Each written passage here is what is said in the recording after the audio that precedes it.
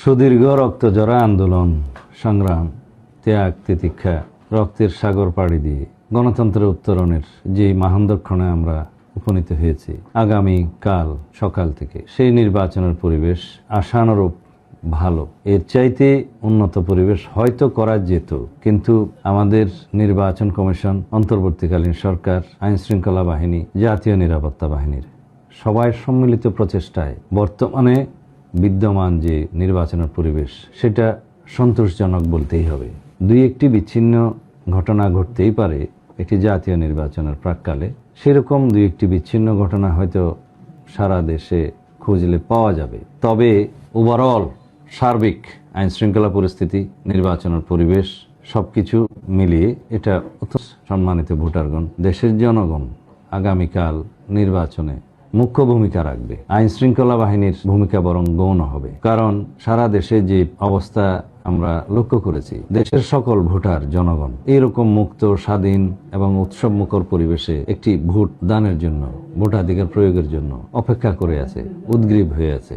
আমরা সারা বাংলাদেশে যে জনস্রোত দেখেছি বিএনপির পক্ষে, বাংলাদেশ জাতীয়তাবাদী দলের ম্যানিফেস্টোর পক্ষে, ইশতেহারের পক্ষে, আমাদের জনগণের জন্য যে পরিকল্পনা এবং কর্মসূচির পক্ষে যে সমর্থন দেখেছি, তাতে করে আমরা বিশ্বাস করি ইনশাআল্লাহ আগামীকাল 12 তারিখ সারা দেশে ধানের শীষের পক্ষে বিপুল জয় অর্জিত হবে এবং ধানের শীষ প্রতীকের প্রার্থীগণ সকল জায়গায় ইনশাআল্লাহ বিপুল ভোটে এগিয়ে থাকবে, বিজয়ী হবে। তবে আমি এটাও বিশ্বাস করি যে একটি শক্তিশালী বিরোধী দল থাকা জাতীয় সংসদে প্রয়োজন সুশাসনের জন্য। এটি বলাই হয়ে থাকে ফর চেকস অ্যান্ড ব্যালেন্স, ভারসাম্য প্রতিষ্ঠার জন্য একটি শক্তিশালী বিরোধী দল থাকা প্রয়োজন। আর জনপ্রত্যাশার বিষয়ে আমাদের যে অনুভূতি, এখন বাংলাদেশের মানুষের যে প্রত্যাশা পরবর্তী সরকারের কাছে, সেটা স্কাই ইজ দ্য লিমিট, আকাশ সম প্রত্যাশা।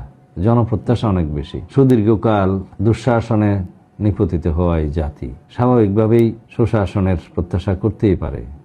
আমাদের আকাঙ্ক্ষা, আমাদের প্রত্যাশা এবং বিএনপির প্রতিশ্রুতি এবং অঙ্গীকার একসাথে মিলিয়ে কথা বলতে চাই।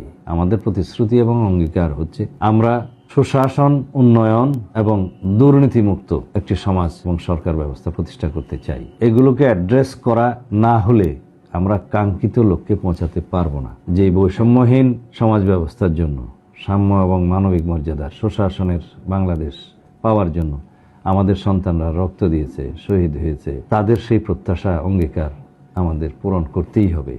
এই অঙ্গীকার নিয়ে, এই প্রতিশ্রুতি নিয়ে আমাদের 31 দফার ভিত্তিতে রাষ্ট্র কাঠামো গণতান্ত্রিক মেরামতের মাধ্যমে, সংবিধানের গণতান্ত্রিক সংস্কারের মাধ্যমে সেই রাষ্ট্র বিনির্মাণের